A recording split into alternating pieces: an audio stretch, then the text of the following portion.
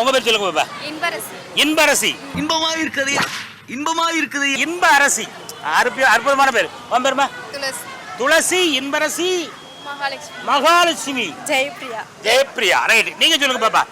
நாய்க்கு சாப்பாடு வைக்கலாமா வைக்க கூடாதாமா? வைக்கலாமே. வைக்கலாம்ல? ஏன் வைக்கிறோம் பாப்பா? ஏன் வைக்கணும்? அதுவும் நம்மள மாதிரி ஒரு உயிர் தானே. ஆமா, அது ஒரு உயிர்.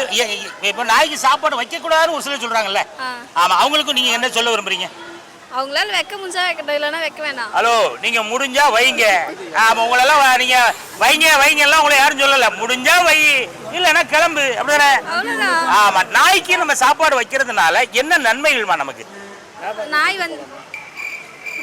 நாய்க்கு சாப்பாடு வைக்கிறதுனால நமக்கு ஏதாவது பிரயோஜனம் இருக்கா? நன்றி உள்ளதா இருக்கும்.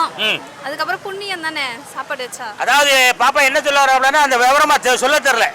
நான் தெருநாயில நீங்க சாப்பாடு வச்சு பாத்தீங்கன்னா தெருவில் நீங்க போகும்போது உங்க செயின் அக்கறதுக்கு எவனாவது ஒருத்தன் வந்தான்னா அவனா ஒரு அரை கிலோ கறியோட கொண்டு போயிடும். உங்க செயினை காப்பாத்தி தரும், அப்படிதானே? ஆமா.